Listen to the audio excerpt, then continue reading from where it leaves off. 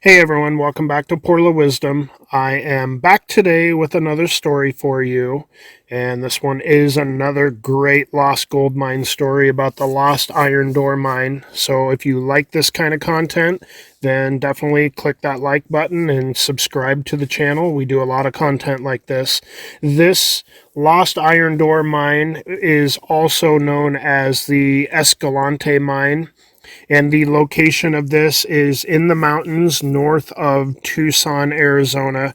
And those mountains are pretty rough, pretty desolate. There's not much for roads and trails and towns or anything up there. So it's still very desolate, even like it was back in these old times and the old Spanish days when this mine existed.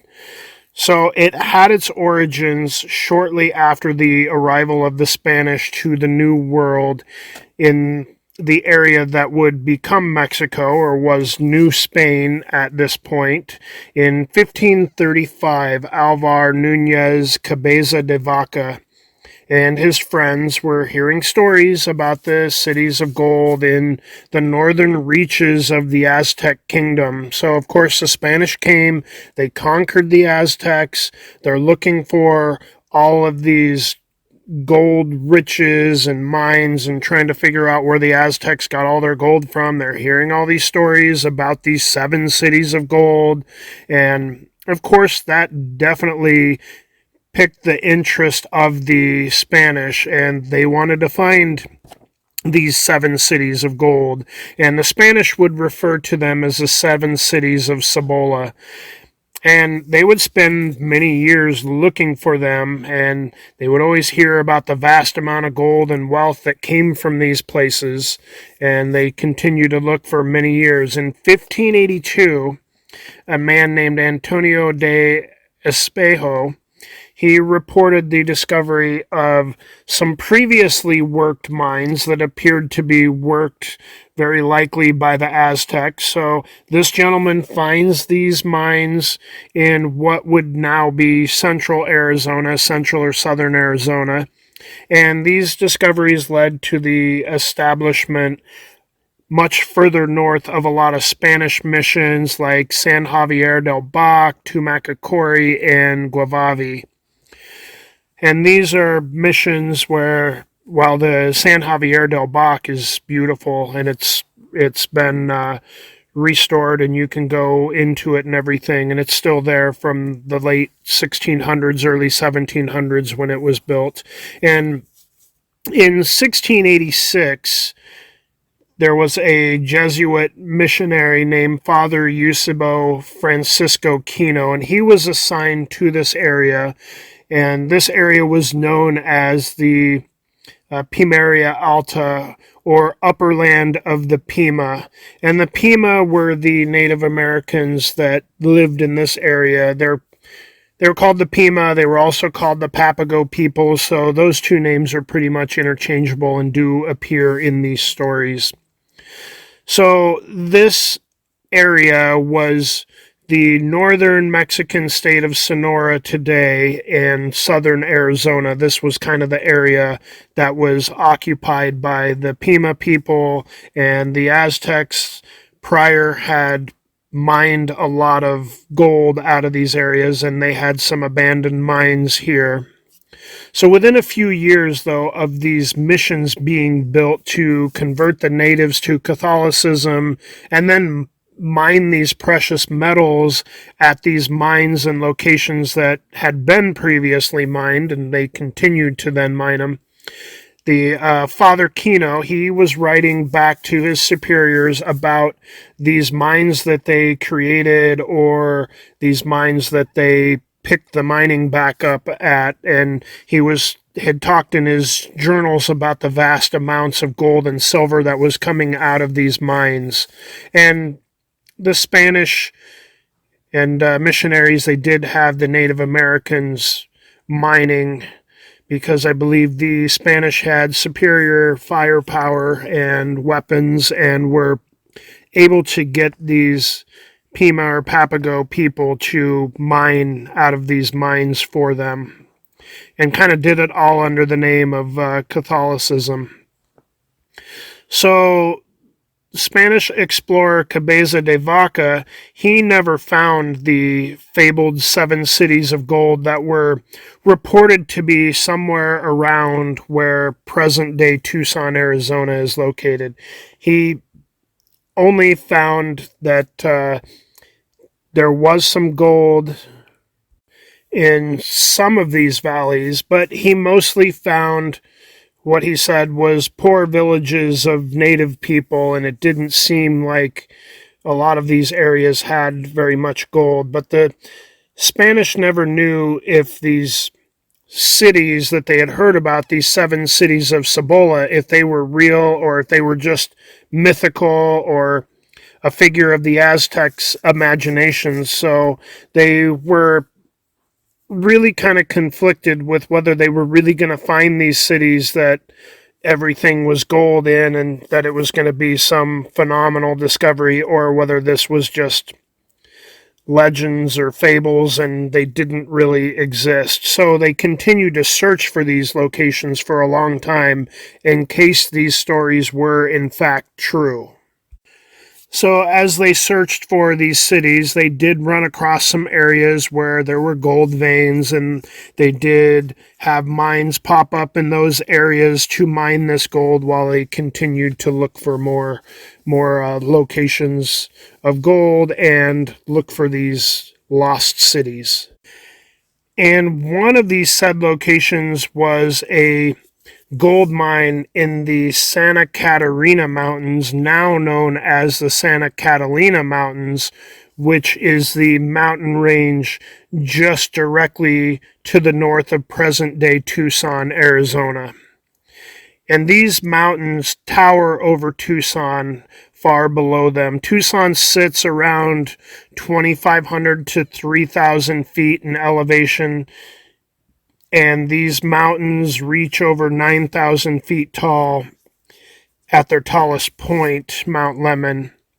And these mountains, it's not a gradual descent. They tower over the valley. They really are menacing mountains in the background. When you're in Tucson, you can see how monstrous these mountains are. So they're very intimidating, and it's a pretty big mountain range, and they're pretty rough, and it's really difficult to travel into them. And even up to nowadays, there's only one main highway that goes up towards the top, and it has to skirt around the east side, and then you end up in the middle of the mountains. So the vast majority of the mountains still do not have much for trails or roads in them. Now back to the mine. So there was a supposed Spanish mine in the northern reaches of these mountains in a valley known as Cañada del Oro, or the Canyon of Gold. And I believe the actual Spanish mine translation, or what it was called in Spanish, was Minas de la Hierro con Puerto en la Cañada del Oro, which I believe translates to Mine of the Iron Door in the Canyon of Gold. I might have messed that up a little bit. My Spanish isn't super great. That should tell you right there, if the Spanish named the mine as the mine in the Canyon of Gold, then obviously they're not going to name a mine like that unless there is a fair amount of gold. And it's definitely worth noting that this is the Canyon of Gold. So obviously it seems that there is a fair amount of gold that they were pulling out of here. And I believe even today, a lot of prospectors go down into that canyon, and I think that canyon runs maybe 9, 10, 12 miles long, maybe longer. And so it's a pretty extensive canyon, but people still pan for gold after rains and dry wash, and still find lots of little bits of gold in that canyon. So if there's still a lot of remnants of gold another 300 years later, there probably was a heck of a lot of gold in a particular mine location. And if this mine is still up there and lost, there still could maybe be a heck of a lot of gold in it. So, anyhow, it was said that somewhere just below this mine, there was a village that they built where the Jesuits and the Papago natives that were there mining in this particular mine somewhere up on the side of the Canyon of Gold, or Cañada del Oro. So there was a little village down there, and there was supposedly a church there too, or possibly a small mission. And I believe I saw something that came out of Father Eusebio Kino's journals that said everywhere that there was a mission, there were also Spanish mines mining lots of precious metals, and that was the case for the other Spanish missions in southern Arizona. And it's said that this church here, or this small mission, that was also the case. So anyhow, the Jesuits, or the missionaries, they're here, they're operating this mine somewhere secretly in this canyon of gold, and they've got the Native American people that are mining it.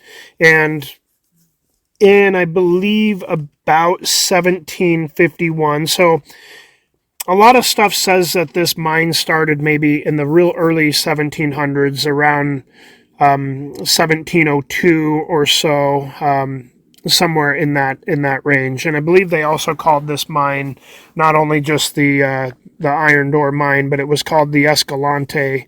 And Escalante he was said to be an associate of Father Eusebio Kino's, and Kino was, of course, the founding father of a lot of the missions in southern Arizona. So this gentleman was supposedly an associate, and in their time, for the most part, they called this mine the Escalante mine. I believe they didn't start to refer to it as the mine with the iron door until they were leaving the area and put this big monstrous iron door on this mine, blocking up the mine, and then it started to be referred to as that. I believe before that it was generally called the Escalante mine. But back to the story again.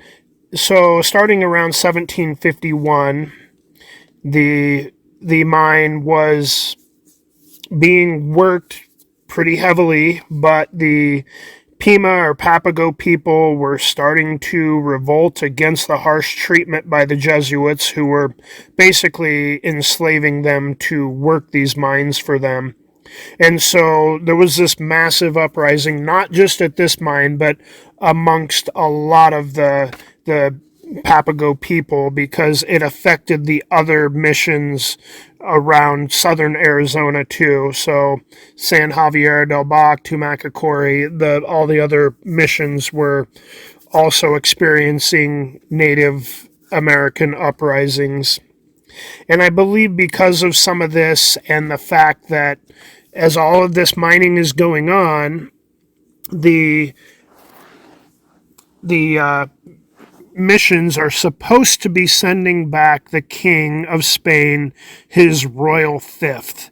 And his royal fifth was the name for what was expected to be sent to the king. 1/5 of all gold mined or silver mined out of these mines was to make it back to Spain, to the king, that was owed to the king.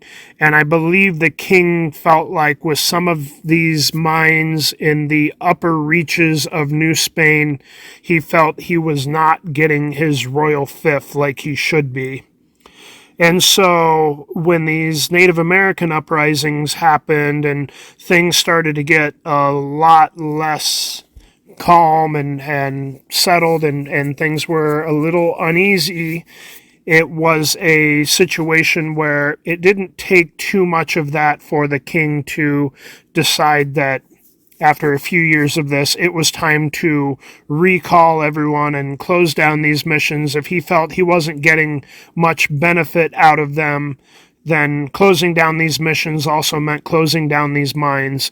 And it was said to be around 1767 when they were all expelled out of this area. The Spanish were asked to, I think, report back to Mexico City, and a lot of them were recalled back to Spain. So at the point that this is going on, the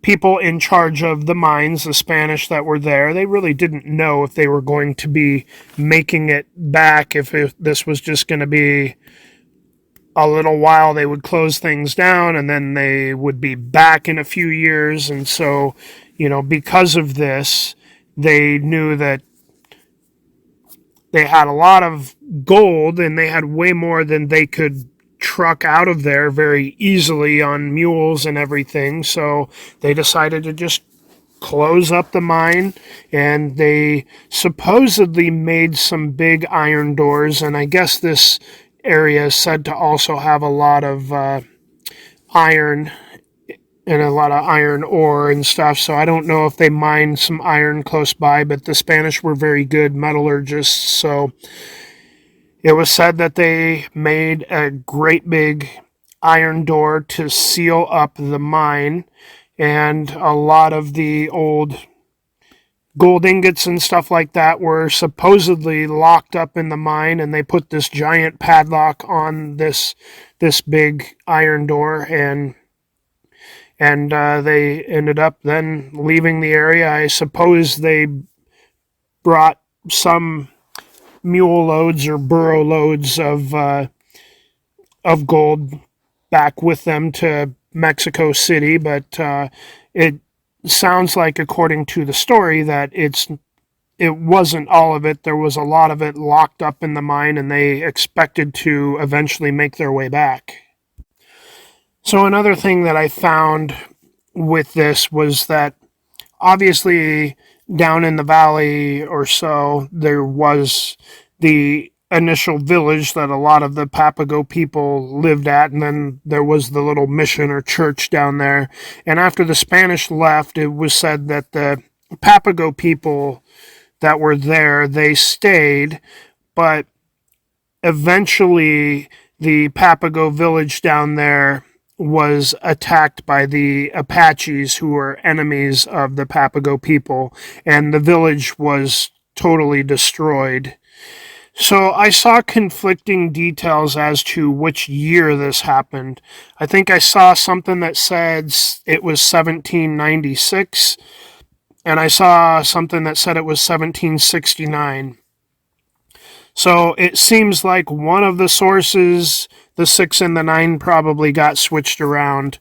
It it may make more sense if it was 1769. Maybe they hung around for just a couple of years afterwards, and the Apaches attacked them there, and then they abandoned this village, and then maybe went back with a lot of their other Native American people. Because this area in these mountains right there, I don't believe the Papago people were right there. They were brought there and created a little village to mine.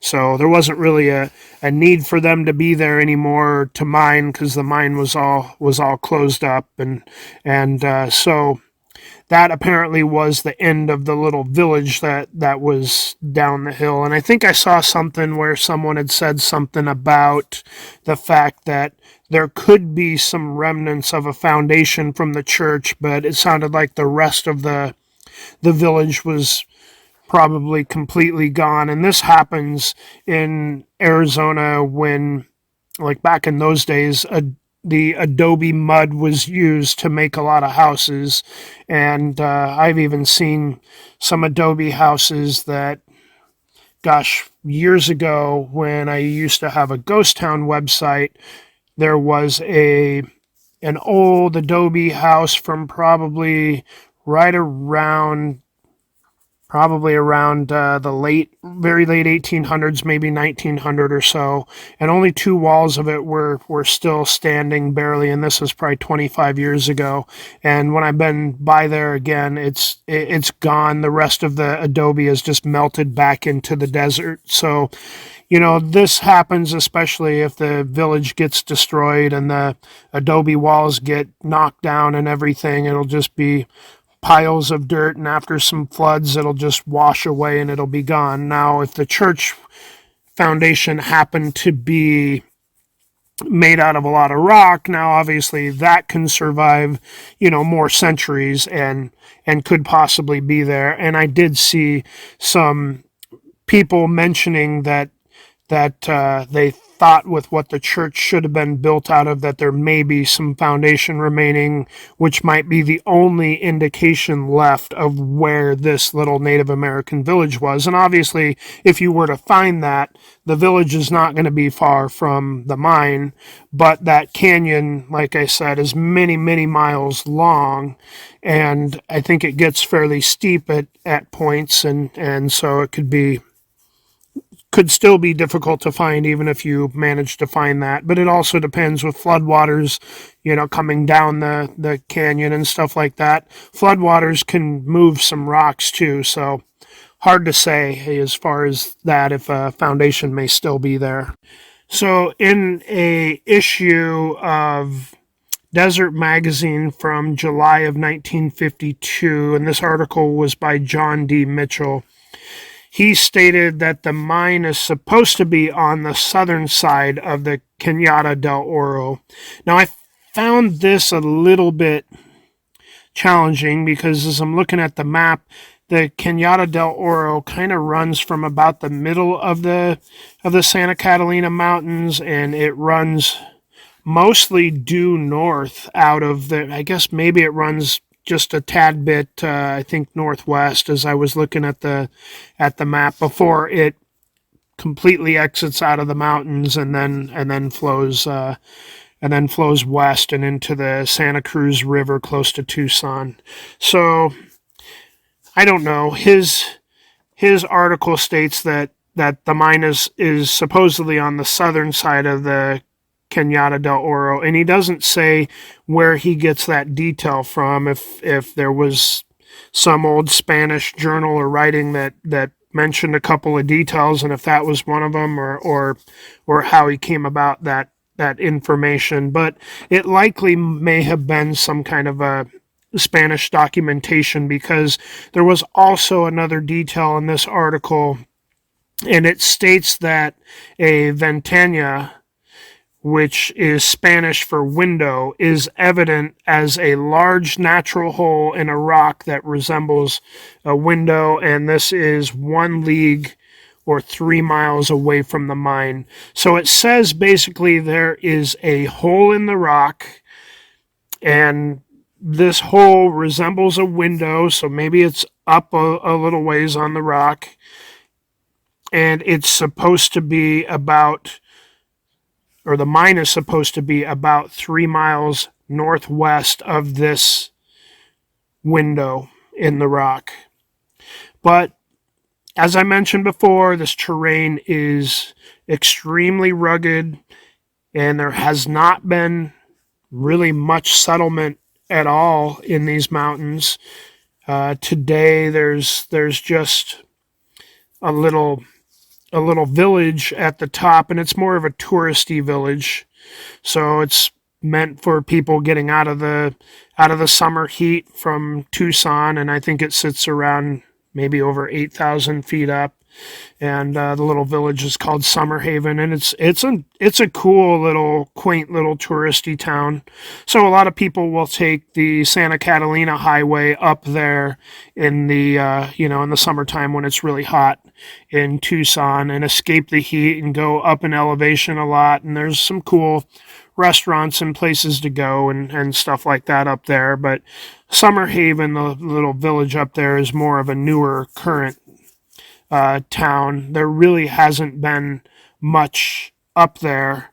So this whole mountain range just sticks up like a sore thumb above Tucson. It it really does tower over the Tucson area. So because of this, I think it's been difficult for people through the centuries to live up there or live in any of these valleys. Some of the valleys are pretty deep and everything. So that is about the only settlement up there. There's a couple of campgrounds right off of the Santa Catalina Highway as you're heading up to Summer Haven, and there's a few trails that go off of those campgrounds, but they don't go too terribly far. There's not lots of trails going through these mountains to, cut through them because they're pretty menacing.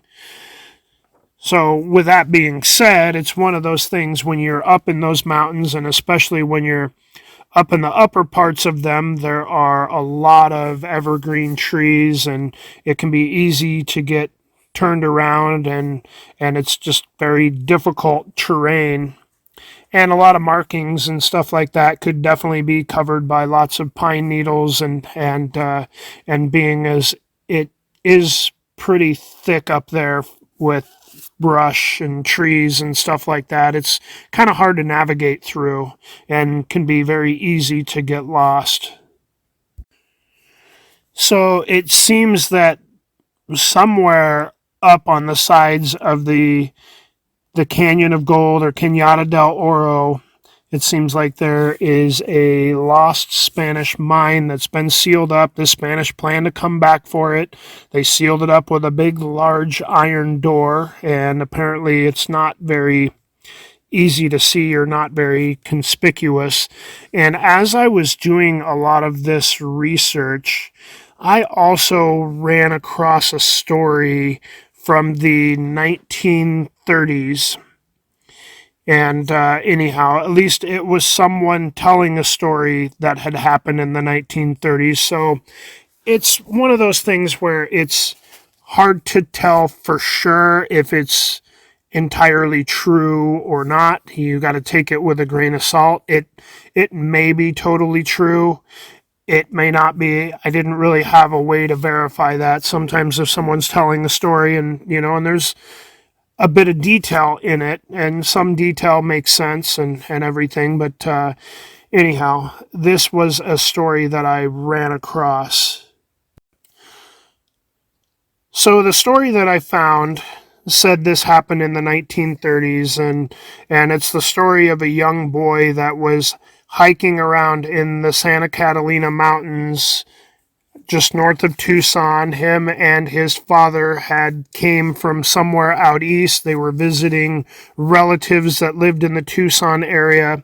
Apparently they were up in the Santa Catalina Mountains hiking around. It doesn't say how old the boy is, but by the story it feels like to me maybe he was 16 or 17 years old, but I could be wrong on that. But anyhow, so the boy is hiking around and he becomes lost. I don't know at what point he becomes lost, but at some point while he's hiking around, he happened to find a stairway leading up to a large rock. So it sounds like this stairway was just etched into the rock. So he finds this stairway that's probably etched into the rock. He climbs up this stairway. It looks like he's climbing up to this big, large rock or large boulder.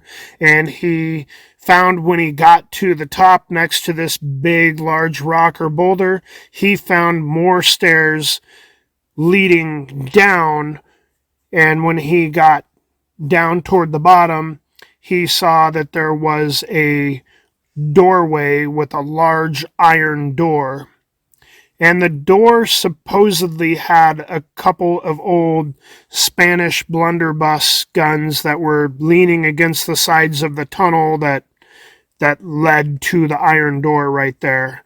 So it sounded like maybe there was just a little bit of an entryway and then the iron door and these Spanish weapons were there. But these Spanish weapons, it was said that the wood from the blunderbusses had rotted away, and so it sounded like it was just the rusty metal parts that were still left. And the boy also said that the door had a monstrous padlock on it. I guess something larger than he had ever seen before. But of course, the boy knew nothing of the old iron door mine, so he continued on his hiking journey, and he was exploring the mountains. And I don't know if he's lost at this point. It seems like maybe he is already lost at this point and trying to find his way out or find his way back to his friends and family. So at this point, he was said to wander around for a couple of days up there, and there were search parties that were out looking for him, and he couldn't find his way back. And these mountains I can easily see this happening up there because it's just difficult to tell your direction and the terrain, especially if you're up in the trees, and it can be a very difficult place and easy to lose your bearings, and probably especially for someone out east that's not even used to, these areas or never been up in these mountains before. So he may have wandered off and found himself lost. And it doesn't say at what point when he left his group that he found the old iron door mine. I don't know if he's lost for a day of hiking all around and then finds it, and then a couple more days before he ends up being found. But this boy, it seems like what happened was he wandered around for at least a couple days, and he just happened to wander into Santa Catalina State Park, and then he was found. So it doesn't even sound like the search parties found him. He managed to luckily find his way out, and it was stated how, this boy didn't know anything about this lost iron door mine, and he mentioned it to his father, and his father was super curious about it, but not because his father knew anything about the mine. His father was interested in seeing if they could find their way back to this location for those old Spanish arms, and wanted to see if they could go find them and collect them. And of course, then when the father told the relatives that they were visiting, he mentioned it to them, and the relatives who actually knew the story were probably dumbfounded at this point at what was being said, and word spread really quickly, and it was said that all heck broke loose, and there were expeditions, a bunch of expeditions that were formed, and searches took place for, it was said in this story that I found, that searches took place for almost a year, that they continued to look for this lost iron door mine and never found it. And it even stated that one of the relatives continued to look for it off and on for the rest of his life, and he never found it. So one other thing that I saw when it comes to this, and it comes to these stories, and I saw a lot of references to, well, these stories are from after the Great Depression, when things were really bad and people wanted to fantasize about having money or finding millions of dollars in gold in some old gold mine. And of course, this story was stated to be from the 1930s. So, I kind of thought about that. And then I found some other sources that also mentioned articles way before this point. And there was one mentioned about the mine with the iron door that came out of Arizona Mining Journal from 1924, and that obviously, that one there, 1924, is well before the Great Depression, because the Great Depression started after the stock market crash in 1929. So I mean, there may have been a resurgence of some of these stories during the Great Depression because times were really bad and people might have wanted to think about the possibility of finding something like this, but that didn't necessarily make the story false. Maybe people needed some hope or some things to think about like that. And I also found another source that had listed quite a few different articles from Arizona newspapers back into the 1880s about the Lost Iron Door mine. So obviously in the early stages of newspapers popping up here in Arizona territory at that point, there tended to be talks of the Lost Iron Door mine. So it seems like by the time the 1930s hit, we might have been, a half a century into articles actually being in newspapers and stuff like that here, not to mention all the word of mouth and stuff like that. If this mine was there up in those mountains and was operated from the early 1700s until the Jesuits were expelled in 1767, then there definitely could potentially be something still up there with as rough as these mountains are. And it's hard to say, but anyhow, with the story that the boy mentioned, it does explain a little bit, if that happens to be a true story. It does go over some details about why maybe the mine is not very conspicuous from the floor of the canyon, or if you got to be in the right spot, or you got to manage to see these steps etched into the side of the cliff side or the side of the canyon, and even hiking up to a certain point, you got to go then down to get to another spot where then you can see the mine. So it sounded like from the descriptions it might be fairly well hidden, and if it is fairly well hidden and in mountains that are still desolate and don't have a lot of people in them, except for maybe a few hikers here or there, some people that maybe come up some of the canyons a little ways to try to pan for gold or look for different things, then it is easy to think that it could possibly still be out there. And even though it's not too far from Tucson, which is a fairly large populated city, it is said that the mine is somewhere on the north side, and the north side of those mountains are the most desolate part of those mountains. So that would definitely be in an area that if it was there, that's nowhere near the Catalina Highway, that's nowhere near Summer Haven up towards the top, or any of the places that 95 or 99% of the people that go in those mountains go. They go camping a few spots along the Santa Catalina Highway. They take a scenic drive along the highway. They go up to Summer Haven, and very few people are actually too far off of those spots. Maybe a few trails, but nowhere near where this mine is likely supposed to be. So that is the story of the Lost Iron Door mine. And there are a couple other Lost Iron Door mines, because as the Spanish were pushed out of the New World, this was one of those things that they did. They tried to close things up, make these iron doors, and close up the mines in anticipation of coming back and mining these areas again. So you may see some other stories of lost iron door mines, and they're not all referring to the same one. I think there's a few of them, but this is the one from the Santa Catalina Mountains just north of Tucson, Arizona. Thanks for listening.